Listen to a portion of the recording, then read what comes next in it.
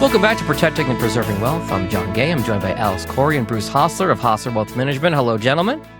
Hello, John. Good morning, sir.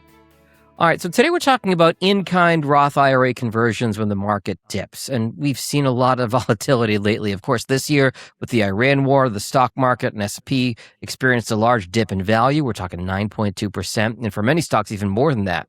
And then it's recovered and risen to all-time highs in 2026. Full disclosure, we're recording this on April 29th. Last year in 2025, the same thing took place last year with the Trump, what we're calling a tariff tantrum. The market dropped in value 19% and then again bounced back to all-time highs.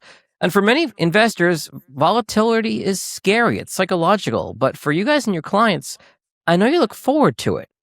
Why? Because we love tax-free money, John.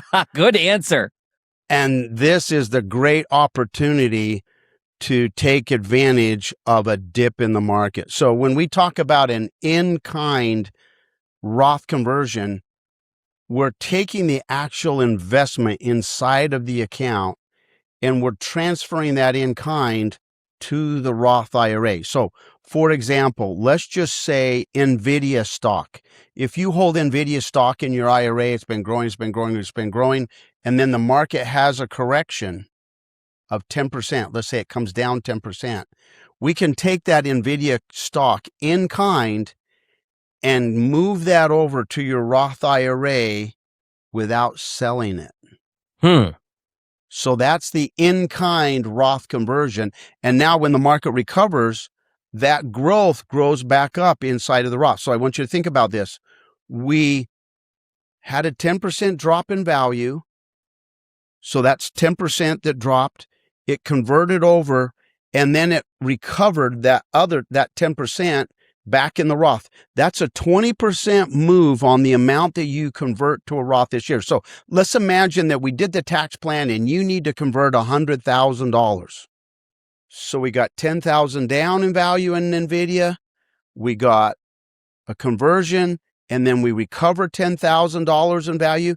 That's a $20,000 tax-free move that we effected for our clients because we converted the Roth on a dip and we were able to do that.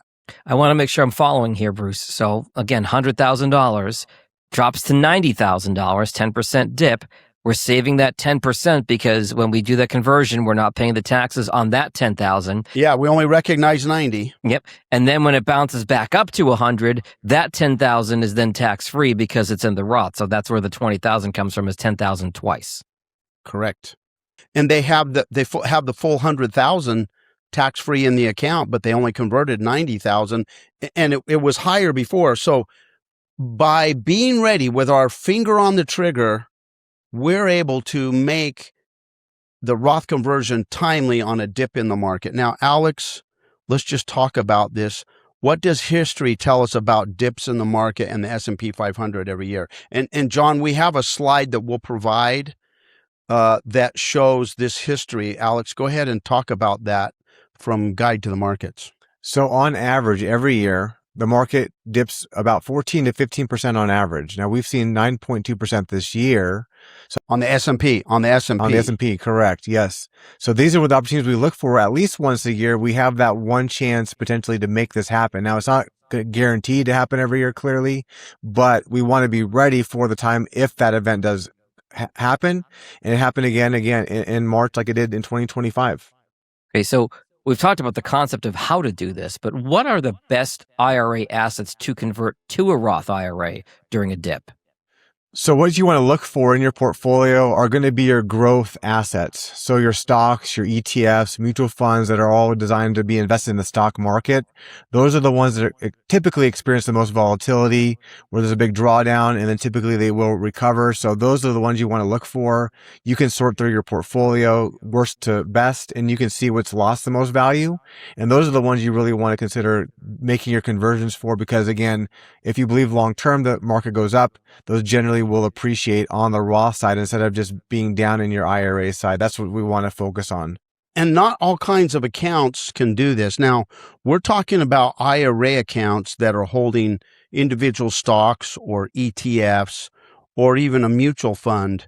But, sometimes if somebody has an annuity, or let's just say they're in a particular mutual fund per se, they may not be able to convert that mutual fund from an IRA mutual fund to a Roth, the whole mutual fund itself. Yeah.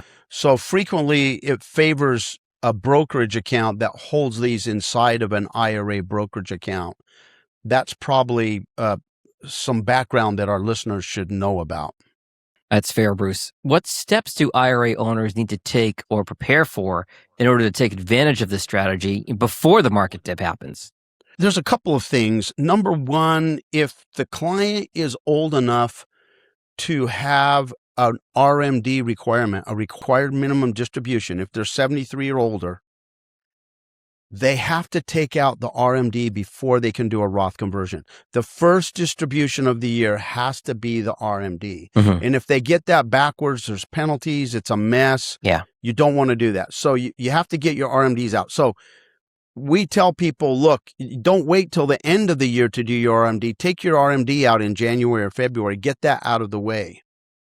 The next step that's very important that we work with is you want to have your tax plan put together to know, okay, based on what I'm expecting for my income this year, this is how big of a Roth conversion I want to make. Because if you don't know how big of a Roth conversion you want to make, then you can't time it. You have to have that number figured out in your head. And so we do the math so we know exactly what the tax plan is. Hey, this client wants to do $220,000. It doesn't push them into a higher tax bracket. It doesn't create IRMAA penalties for them. Okay, that's the amount that they want to convert. So now that you know that number, now you go into what's called the dip list. And we're waiting for a dip in the market. So you're on the dip list and you're waiting for that dip for the opportunity. Now, Alex talked about on average, it's about 14.2 historically on the S&P 500. It might only be 5%, or maybe it drops 10%, but we only, in trying to guess the bottom, we are timing the market for this dip.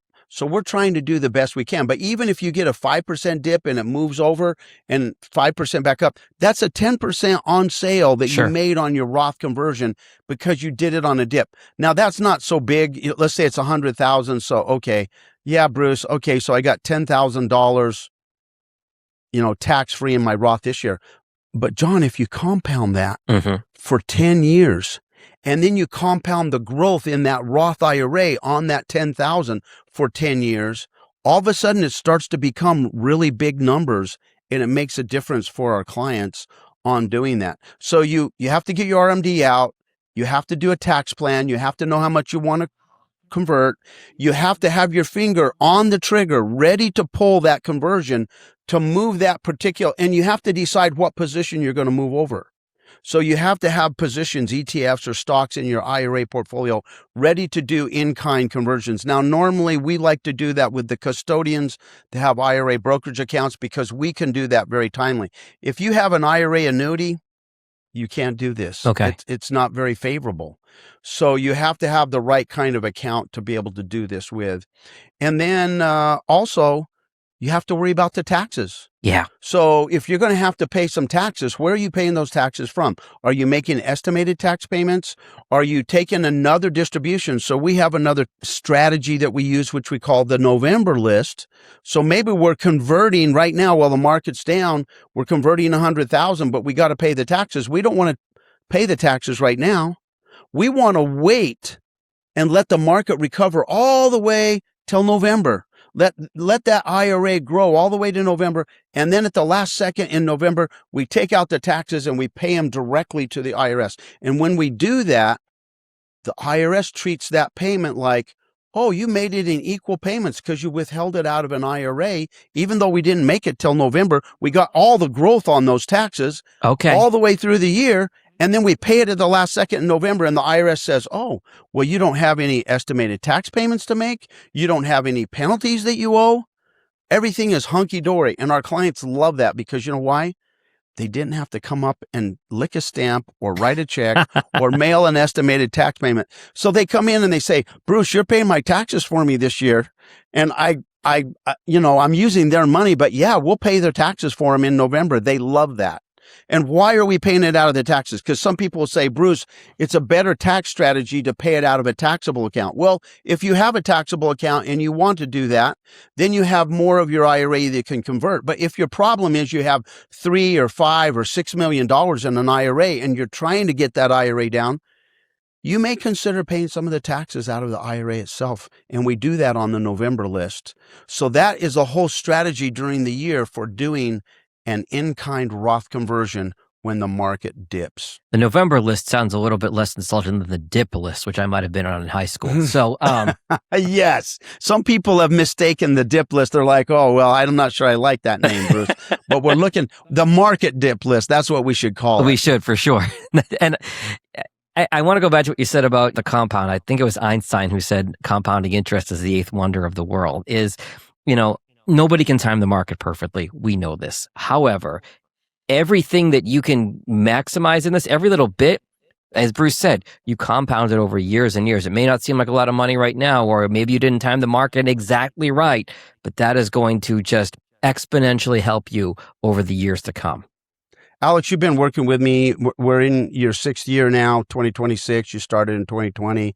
You've seen us doing this over the years. What has your experience been for the clients that are doing this, that they're converting their IRAs on a dip in the market? How do they like that? They love it, right? Because again, it's just not doing it to do it. Everyone can just make a Roth conversion, or your advisor can recommend you do one, but when do you actually make the conversion is as important, because then taxes are a very big part of it, right? If we believe taxes are going to go higher in the future, you need to take advantage of the dips, because again, you have to make up the tax liability because you're giving that up from your IRA for your future retirement planning. But once it goes over the line, we do strategically little dips and conversions every year. They add up to bigger numbers. So people think in their heads, I got to do big conversions every year. That's not necessarily true. We want to focus on getting as much as we can done before you hit your RMD age, whether it's 73 or 75. But even if you are in your RMD years today, that's still okay, because you probably still have 15, 20 years to go for your own planning. And then for legacy planning as well, the Roth conversion makes a lot more sense, because if you plan to give more money to your heirs or even to your spouse as a benefit, again, that's tax-free growth you're never going to get back, because again, the rules have changed within the IRA distributions when you are inheriting an IRA as say a non-spouse. So there's many reasons to do it. We can work on, again, long-term planning for you, again, beyond your life. That's the point as well. I want to point out a couple of things. The industry as a whole, our financial services industry, the common advice is, well, wait toward the end of the year and then look at what your income's going to be, and then decide what you're going to do on a Roth conversion at that point. We are different than the rest of the market. Why is that? Because we are doing proactive tax planning. We're projecting out. We knew what you had in capital gains and dividends and interest last year. And because we prepare taxes and we do tax planning, we're planning these numbers. And so we're giving our clients the advantage of advanced planning on what their taxes would potentially be. And so the rest of the industry waits till the end of the year and they're reactive. I want you to think about what happens. What are the 3 most productive months of the year? Usually October, November, December. So what are they doing? They're converting when the market's going higher. They can normally never get a dip in those last 3 months of the year to do a Roth conversion. So this opportunity of what we're talking about, converting on a dip in the stock market, is pretty much unique to our firm, and we're leading thought provokers of that in the country, of taking advantage of these opportunities to do your Roth conversion when the market's on sale. I will say there are some strategies we've talked about today that I have not heard before, and I've learned a lot in the last 15 minutes or so. If one of our listeners or viewers, since we're also online with video, wants to contact you or the team at Hosler Wealth Management, how do they best find you? Well, of course, the website, hostlerwm.com, we have a little button there you can click and request to set up an appointment. Alex, if they want to call you in Scottsdale, how do they get to you? 480-994-7342. And folks, if you want to call our Prescott office, 928-778-7666. I would say valuable information today, but that'd be kind of a pun because we're talking about potentially saving a lot of money. So we'll say good information today, gentlemen. We'll talk again soon. Thank you, John. Thanks, John. Thank you for being here. The pursuit of financial wisdom can help build a life of financial success, which can lead to lasting wealth. If you're committed to such a path, please subscribe and continue with us. Imagine what we might be covering next.